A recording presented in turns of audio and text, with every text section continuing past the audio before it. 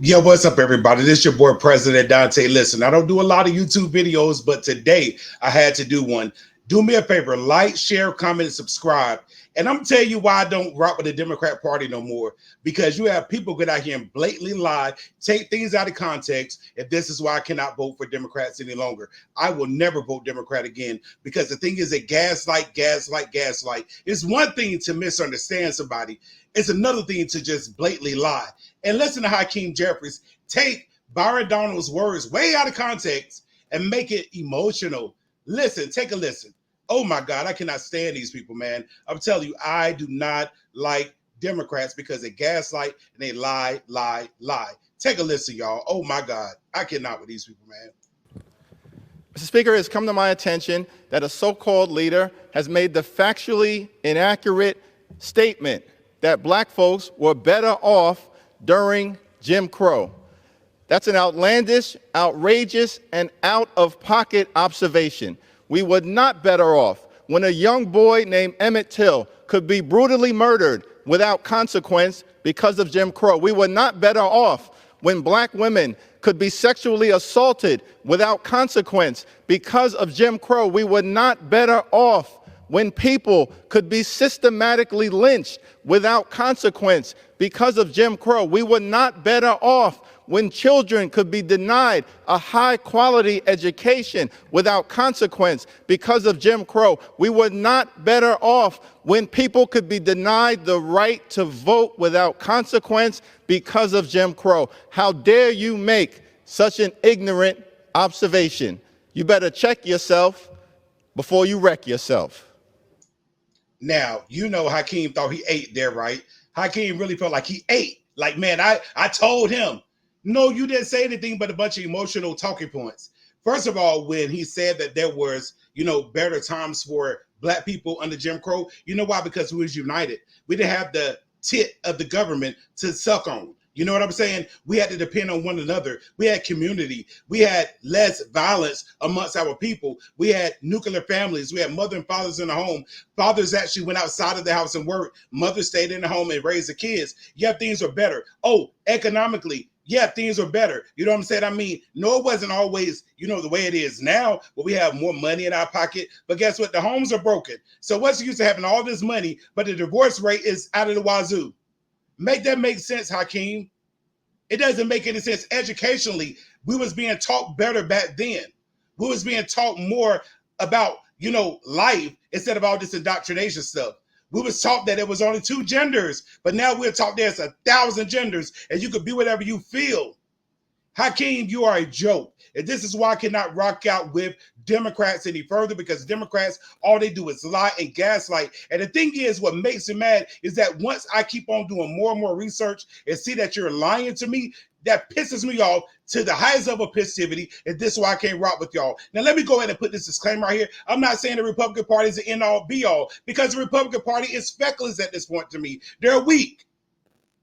Now, the thing is, I'm rocking out for Trump. Yeah, I'm voting for the felon. Call me what you want to. Bootlicker, coon, call me whatever you want to call me. I'm rocking out for Trump because even the Black Panthers leader, that came out, David Hilliard, came out and said that, Trump has always been down for the black people. It was Jim Crow Joe. That's why they call him Jim Crow Joe, because he's the one that actually wants to promote the Jim Crow stuff. This is Jim Crow 2.0. Everything that the Democrats try to project on the Republican Party or conservatives, they are. Then yet and say that, white supremacy is the thing, but you have another quote unquote black man try to get up here and make another black man look bad because they're not aligned ideology wise. But we're not done. Let's go take a listen to Byron Donald's actually talk to Abby Phillips. And I want to give Abby Phillips the credit here, just a little bit, that she actually played the full video so you get full context, so you can understand what Byron Donalds was actually saying. Let's take a listen to it, because I'm going to tell you something. These people right here, these Democrats, I'm telling you, they will gaslight you, and you have to have enough wherewithal to be able to decipher between what's really going on. So let's take a listen and see what's going on here. Let's go. Good evening, I'm Abby Phillip in New York, and I want to get right to it tonight. One of Donald Trump's vice presidential contenders, Congressman Byron Donalds, he made some comments that has a lot of you talking and a lot of Democrats fired up. I'm going to speak with him live in just a couple of minutes. But here are the original remarks. They were made as a part of a pitch to black voters in Philadelphia. And I want you to hear it in its full context. Listen. I grew up with my mom. My dad and my mom, things didn't work out. As an adult, I look at my father and I say, bro, I don't know what happened, but you my father and I love you. Wow. I don't know what happened. I wasn't there. Wow. But I'm gonna tell you this, growing up, the one thing I knew I wanted to do, and this is not about my father, this is about what I wanted to do, is I wanted to be a father to myself. Wow. And so one of the things that's actually happening in our culture, which you're now starting to see in our politics, is the reinvigoration of black families with younger black men and black women. And that is also helping to breed the revival of a black middle class in America. You see, during Jim Crow, the black family was together. That's right. During Jim Crow, more black people were not just conservative, because black people always have been conservative minded, but more black people voted conservatively. And then HEW, Lyndon Johnson, and then you go down that road, and now we are where we are. What's happened in America the last 10 years, and I say it because it's my contemporaries, it's Wesley's contemporaries, you're starting to see more black people be married in homes, raising kids. It's when you home with your wife raising your kids, and then you look at the world, you're saying, now wait a minute, time out. This does not look right. How can I get something to my kids? It goes back to the conversation of generational wealth. Not just having a job, generational wealth.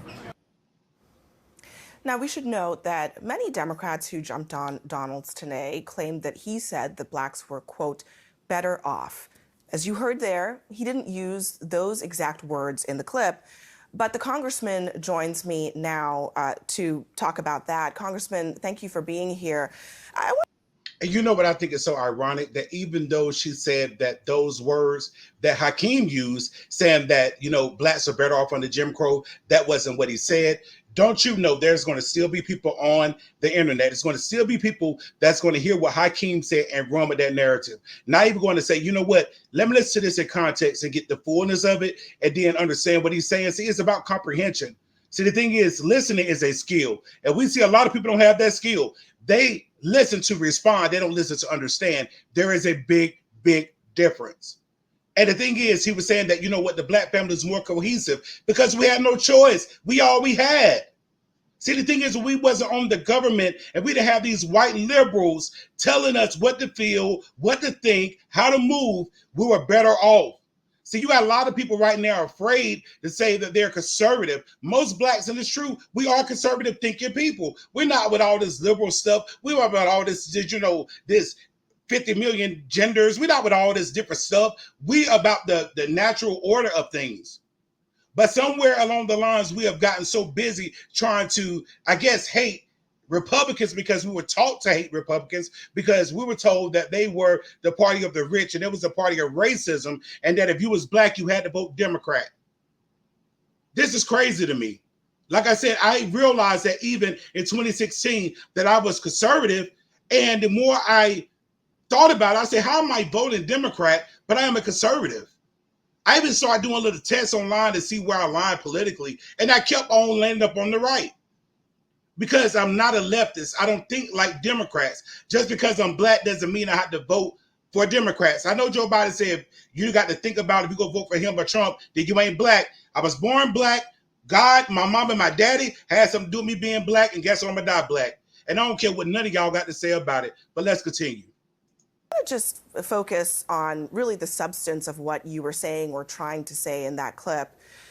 He said what he said. He didn't try to say it. He said black it. families were more together during Jim Crow? Frankly, what that is about the empirical fact that before the Great Society, before Lyndon Johnson's policies, there was more black families united. The marriage rate in black America was significantly higher before the Great Society. The period of time that coincides with that, obviously, is Jim Crow era. And then after the Great Society, the marriage rate in the Black community plummeted significantly. The Great Society is a part of that reason, not completely, but it's definitely a part of that. And what you're seeing right now in America is a reformation of Black families in America. That's a good thing, not only for the Black community and for Black families, but it's also a good thing for the country. So what was the point of tying together the Black family and Jim Crow specifically? I mean, Jim Crow, as you know, was a period of racial segregation, of racial terror. Why would you make that connection? All I was doing was referring to the time periods when you talk about the historical timelines in America and coinciding with Black families and what the marriage rate in Black families are. The overarching point is obviously talking about what polling shows today, that about 25% of the Black vote, depending on what poll you're looking at, is leaning towards supporting Republicans and supporting President Trump. The corollary to that is that when you're in a family unit, husband and wife, living together, working together, thriving together, you're raising your kids, your thought process is now talking about building generational wealth. What am I leaving to my children? What kind of communities do I want my children to come up in? What are the educational opportunities? What's going on with the economy? How does, and then to a broader level, how does foreign policy and all these other public policy issues flow into that? And so when you compare the terrible agenda of Joe Biden and what that's done to families in America, coinciding with the fact that you are seeing a reformation of Black families in America today, which is an absolutely wonderful thing and needs to continue. My view is it also coincides with a more conservative leaning and a more conservative mindset politically in those families. One thing I really want to just get you to address is there were a lot of people who heard what you had to say, and a lot of them are offended by the idea that you would repeat Jim Crow 3 times in your comments. First of all, the reason why they're offended because they stay in their feelings. Get out of your feelings. Get out of your feelings. At the end of the day, when it comes to facts, facts matter more than your feelings. The thing is, I've never seen nobody take their feelings, pay their bills, go and make somebody feel better when they're sick.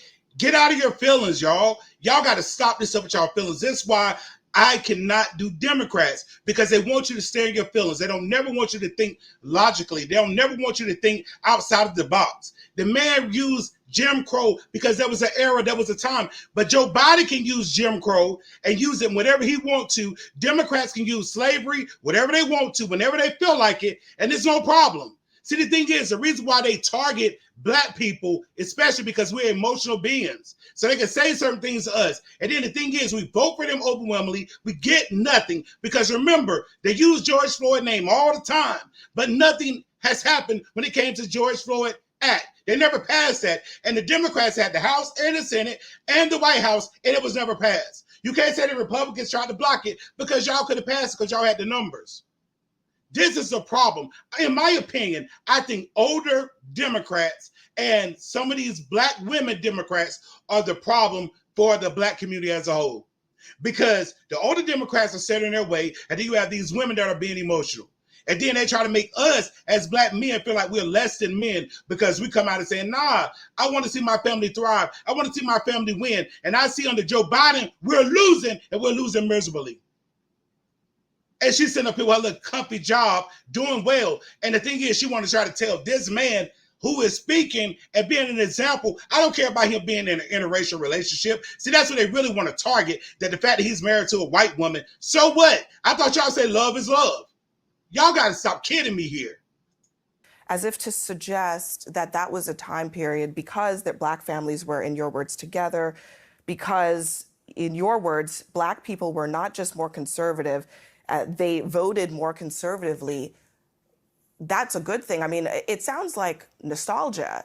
Do you regret using that time frame as a reference? The man said what he said. Y'all always want people to come back and eat their words or go back and apologize. I'm going to tell you something.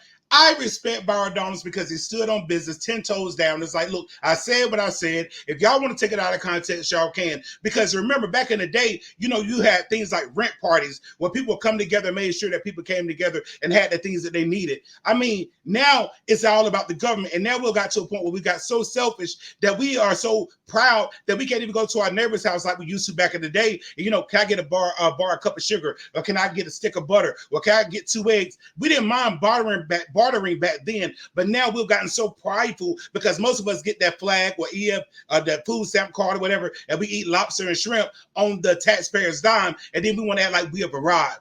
Like I said again, I'm not trying to put my people down. What I'm saying is that we got to start doing better. Like I say, these white liberals that claim to have our back, they don't. Malcolm X is right that the white liberal is like a fox. You got to understand that the conservative, white conservative, they're like a wolf. At least you know what a wolf go do. It's not like a fox that has that little look as a grin when they're ready to attack. They don't care about y'all. I don't understand how the Democrats have had the black vote for about, almost 70-something years. And nothing has gotten better for black people. We're still talking about the same things that they was marching about in the 60s. Make that make sense. If you have had all this power and this best wishes for our community, why haven't we gotten better? Y'all are a joke. I'm telling you, this is why I can't rock with Democrats, man. They're gaslighters. Nobody ever made nostalgia. That was never the point. It wasn't even about that. So where now I'm going to get my backup is I didn't say that. I didn't even insinuate that. That is where the media and yes, Hakeem Jeffries and a lot of other people are taking what exactly didn't you insinuate? insinuate? No, back up. I'm just trying to understand what you're saying. What didn't you insinuate? The premise of your question, I did not insinuate. That is what people are trying to weave into what I said. What I said is crystal clear. It's on my social media. Go to @ByronDonalds on X. You can see the full clip. Abby, I appreciate you playing the full clip. What you are dealing with right now is a political environment where now anything I might say or any major surrogate might say is going to be twisted into the lens of race. That was never the point, not the idea whatsoever. Just to clarify my questioning of you, Sure. I understand that this idea that you said it was better, you didn't use the words better. But when you talk about that time period, you're suggesting that because the black family was together, they were better off than they are now. And they were better off in a sense, not in every aspect, but they was better off. We had more community. We had more hands-on what was going on within our families, unlike what we have going on now. At one time back in the day, we was able to discipline our kids and tell our kids what they were going to do and what they were not going to do. But now you have big government telling you that you can't even discipline your kids. You know what I'm saying? See, when the thing was, when parents was able to discipline their kids, they didn't have to worry about them going to prison, having to be rehabilitated, because rehabilitation came via a belt or punishment or a switch, whatever you want to call it, because it worked. Like I say, all this stuff that these white liberals told us, beat your kids, make your kids angry. Listen, I got plenty of spankings and plenty of whoopings, if you want to call it. And I'm far from angry and mean to people. I mean, they call me a gentle giant because I'm not a mean person. I even told my mom, before she left this world, I wish she would have gave me a little bit more spankings because maybe I would have turned out a little bit better. You know what I'm saying? I mean, this is the stuff that makes me mad because they want to gaslight and sit up here and say, basically, Byron, because you're black, how dare you say something like that? How dare you say that things are better under Jim Crow? But again, nobody's saying overall everything was better. But like I said, money doesn't fix everything. Because you got a bigger house and drive a nicer car and, can eat wherever you want to eat doesn't mean that your life is better. Do y'all not get that? If that's the case, then why you got all these millionaires and billionaires taking their lives if that can make you happy and make your life so much better? You got some people that want kids and children because they say, you know what? Children bring happiness to your life. I'm a person that don't have any kids. I don't know what it's like, but I watch my nieces and my nephews that have kids, and I watch my siblings that have children, and I see how they bring so much joy to their life. And guess what? My nieces and nephews bring joy to my life. And I feel like if I had my own kids, I could just imagine the happiness it would bring to my life, and that the hardness it would make me go to do what I have to do to make sure I can provide for my family. The thing is, the reason why a lot of black men walked out on black women because they felt like they could not compete with the government. Their pockets wasn't as fat as the government. So they say, I can't compete. So they ran off. And when you emasculate a man like that, most men don't want to show their face. Byron, I'm going to tell you something. I respect you, man. I'm standing with you 10 toes down. And we're not going to go too much longer in this video because I don't want to make it long. And I will put you can actually find it on YouTube, but I will go take another few minutes of it. And because it was a point that I wanted to bring out, and then we're going to be done. All right. Thank y'all for your attention. I really appreciate it. Remember to like, share, comment, and subscribe. Please, please do, because I want to get back on YouTube and get more active on YouTube. I've been on TikTok a lot, but I want to come back to YouTube. So I need my family to help me. You know what I'm saying? Appreciate it. Let's go. See, this is the problem, Abby. So are you saying that that's not the Abby, case? That the black family was not better no, off I did when not they say were, that. in your Abby, words, together? Abby, let me put it to you like this. In the Jim Crow era. Let's agree on something. I am, obviously one of the better communicators in the Republican Party. I know how to put words together. I do it very, very often. So I'm not going to say something that I do not agree with. What America is seeing right now, especially Black America, is the gaslighting that unfortunately does happen in politics, where you take my comments and you want to weave your own political viewpoint into what I said. What I said is very clear. I asked you to explain hold on now. because I wanted to, I want to Abby. undo is understand what you're saying here. Because if you're making a comparison, you're saying the black family was together then, they're not together now, and you're using that to try to say that things are. The black family isn't together like they used to be, Abby. I mean, you're not that obtuse. You're too smart to act this dumb. The black family, look at the marriage rate. Look at the rate of single women. Look at the reason why y'all pushing all this reproductive health care and health rights, because women can't raise kids by themselves. This is his point. People wasn't overwhelmingly aborting their kids back during Jim Crow time. People was having large families back then, and their families were able to make it. They did whatever they had to do. They made sacrifices to make sure that their children can have at least the bare necessities so they can survive and make it. Y'all are a trip to me. He's not saying overall. He's saying there was parts of it that was better. The family is not together like they used to be. If that was the case, then why you got so many men on child support? And now women are on child support. Stop playing with us, man. Are bad now. Well, first of all, let me just to set the table here. By pretty much every available measure, black families, black individuals in this country are better off today than they were during Jim Crow. Would you agree with that? Abby, of course I would. I'm not making that point, and this is the problem. What the Democrats, what Hakeem Jeffries did on the House floor, what Jamie Harrison, what the president of the NAACP, what the Biden campaign, because they're the ones who started this, it was really the Biden campaigns who were trying to cherry pick everything. They're trying to twist my words into saying something. I never said that. What I was talking about was specifically black families. And the point that black families being together is a great thing for the black community. And you do have to acknowledge the empirical fact that before Lyndon Johnson's policies and the welfare state that was created in the United States, I'm not talking about good, bad, or indifferent. But what about, black families were, black marriage rates were significantly higher. Well, what about They're rising again in America. But, that's a good thing. We should celebrate that. What about other things that may have contributed to the, maybe the decline in marriage rates, which, by the way, is not unique to black families? That's how. First of all, Abby, don't move the target. We're talking about black families. Don't try to bring white people in this. Don't do that. Don't try to bring Latinos in this. We're talking about black people. See, this is one thing about Democrats. They always try to move the goalposts. We're talking about black people. Let's stay there. And so the thing is, we know for a fact that white liberal women, they was telling black women, you know what? You need to get from under your husband, be independent, be a boss, because they were tired of being up under their white man, telling them what to do and how to move.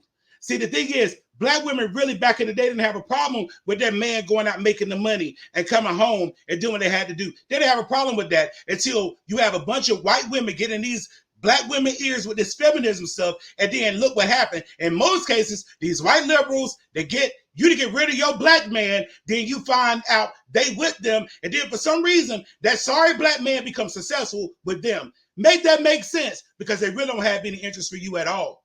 We got to start using our head more than a hat rack. These people be gaslighting, man, and that's what be making me so mad. Stay focused, Abby. He's talking about black people. He's talking about this because it's an issue amongst us. I can't understand these people, man. These people are something else. Happening actually across racial groups.